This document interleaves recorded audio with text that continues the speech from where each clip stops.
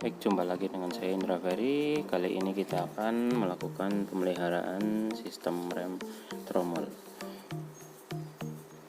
Pertama, kita tempatkan bike lift dan peralatan sepeda motor kita naikkan ke bike lift terlebih dahulu. Kemudian kita siapkan peralatan-peralatan yang perlu kita persiapkan untuk pemeliharaan sistem rem tromol ini. Sepeda motor yang kita lakukan pemeliharaan kali ini adalah sepeda motor Yamaha Vision.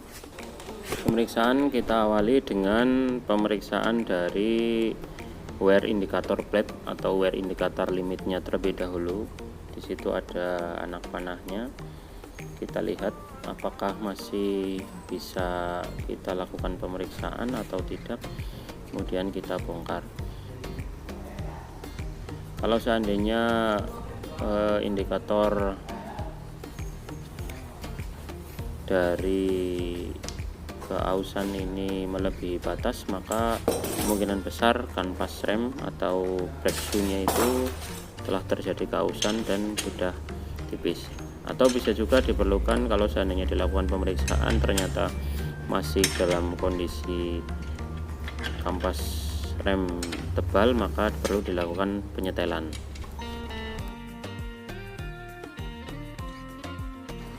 Nah, kemudian kita lakukan pembongkaran. Hati-hati kita lakukan pembongkaran saat memukul as rodanya. Kita menggunakan palu karet atau palu dari plastik, jangan palu dari besi. Maka kalau palu besi, maka kemungkinan as dari rodanya itu akan mengalami kerusakan.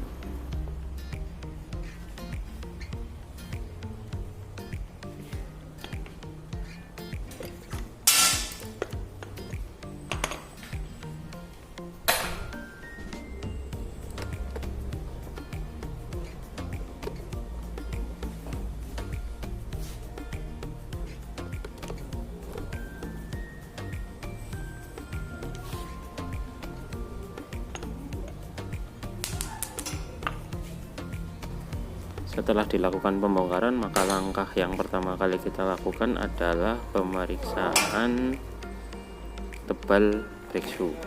Kita ambil, kita letakkan di meja kerja, kemudian kita bongkar, kemudian nanti kita periksa ketebalan dari brake shoe-nya.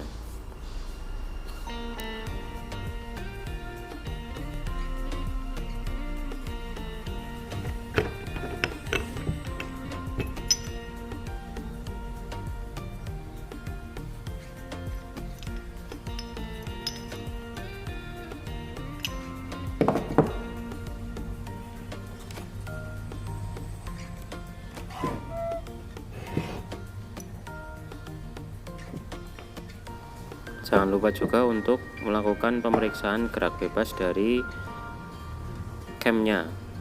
Kemudian kita cek juga apakah camnya ini dalam kondisi ada spelling atau tidak. Seharusnya tidak dan berputar lancar.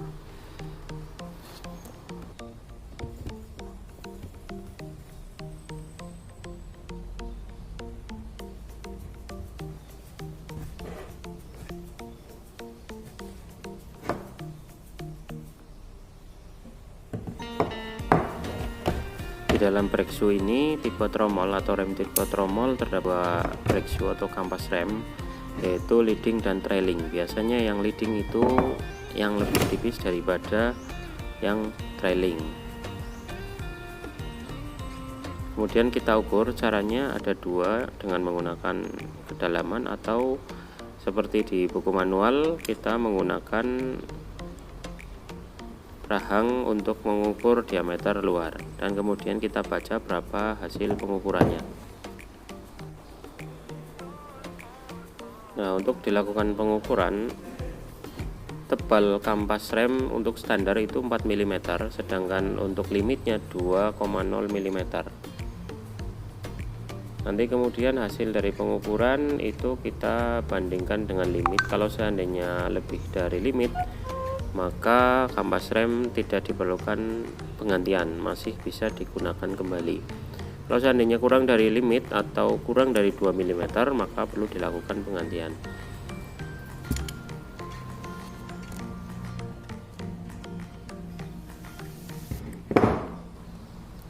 Nah, hasil pengukuran dari kampas rem yang kita lakukan praktik ini itu 3,35 mm, sehingga masih di dalam batas limit, jadi kampas rem tidak diperlukan penggantian karena limitnya itu 2 mm.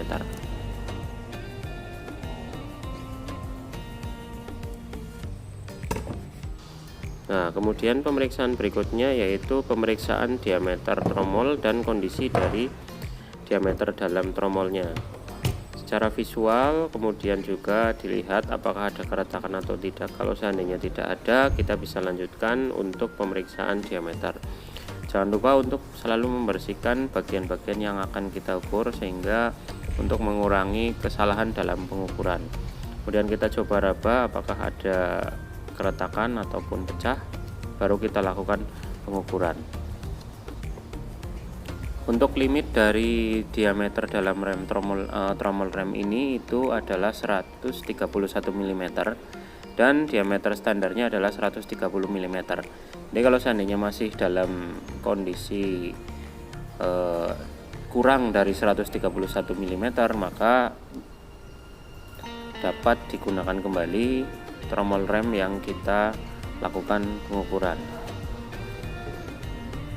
Hasil dari pemeriksaan diameter rem tromol rem ini yang kita lakukan pengukuran adalah masih dalam kurang dari 131 mm, yaitu 130,20 mm. Jadi dapat kita lakukan pemasangan kembali.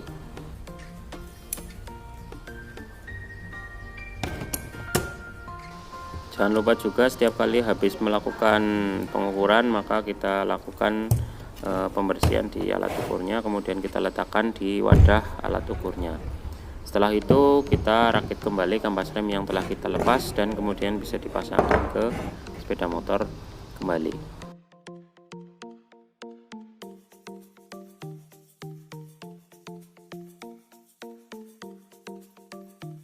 Jangan lupa juga untuk melakukan pemeriksaan dari gerak cam untuk remnya. Kemudian selanjutnya langkahnya kita lakukan pembersihan. Jangan lupa juga menggunakan masker. Kita sikat permukaan geseknya dari brake shoe, kemudian kita lihat apakah ada keretakan atau tidak. Kemudian kita lap bersih dalam dari tromol, juga kita periksa. Kalau seandainya sudah bagus, kemudian kita lap, maka dapat kita pasangkan kembali ke sepeda motor kembali.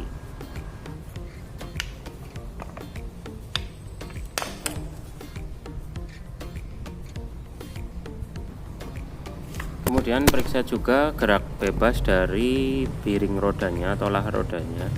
Standar pemeriksaannya adalah berputar atau bergerak bebas tanpa hambatan atau lancar, baik yang sebelah kanan ataupun sebelah kiri. Kalau seandainya ada hambatan, maka diperlukan penggantian lahar roda.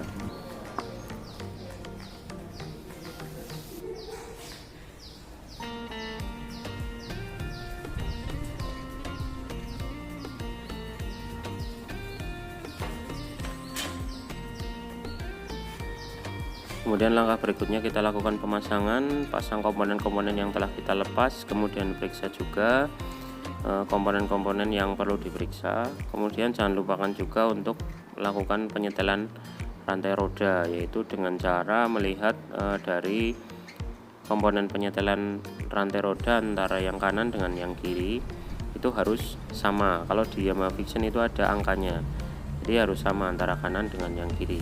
Jangan sampai berbeda. Kalau seandainya berbeda, maka kemungkinan besar rodanya itu tidak lurus. Jadi harus dilakukan penyetelan dengan benar.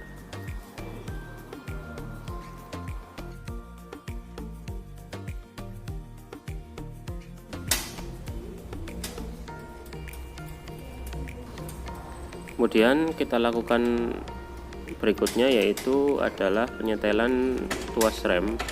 Ya, pertama kita pasangkan mur penyetelannya dulu, kemudian kita kira dahulu sebelum kita lakukan pengukuran jarak bebas atau gerak bebas dari tuas rem. Standar untuk jarak bebas tuas rem adalah 20-30 mm. Dan nanti kita ukur. Kalau seandainya masih di antara 20-30 mm, maka rem dalam kondisi baik, atau setelan rem yang kita lakukan dalam kondisi yang benar. Setelah itu kita kencangkan semuanya dari mur, roda, dan baut-baut yang telah kita lepas. Kemudian jangan lupa untuk kita lakukan pengencangan mur as roda dengan menggunakan kunci momen atau torque wrench. Standar dari pengencangan kunci momen ini adalah 80 Nm. Maka kita setel 80 Nm dan kemudian kita lakukan pengencangan mur atau baut roda itu sesuai dengan standar yang telah diberikan di buku manual.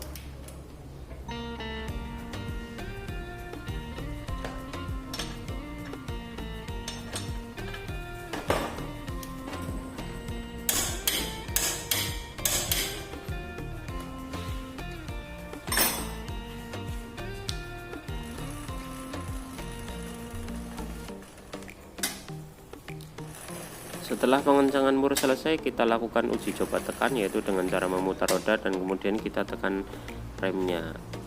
Kalau seandainya rem dalam gerak bebas pedalnya ini baik, maka kita lakukan uji selanjutnya, yaitu pengujian jalan. Jadi pada saat kita pengujian jalan, nanti kita bisa tahu apakah remnya dalam kondisi baik atau tidak. Kemudian setelah tadi dilakukan penyetelan, maka dilakukan pemeriksaan jarak gerak bebas pedalnya. Hasil pemeriksaan kali ini itu 20 mm, maka dapat disimpulkan dalam kondisi baik. Jadi setelah dilakukan pemeriksaan semua selesai dan penyetelan selesai, maka kemudian dilakukan tes jalan. Caranya yaitu kita jalankan kendaraan, maju, kemudian kita rem, apakah remnya itu berhenti dengan baik ataupun tidak, dan kemudian pada saat jalan itu timbul bunyi-bunyi yang tidak wajar atau tidak.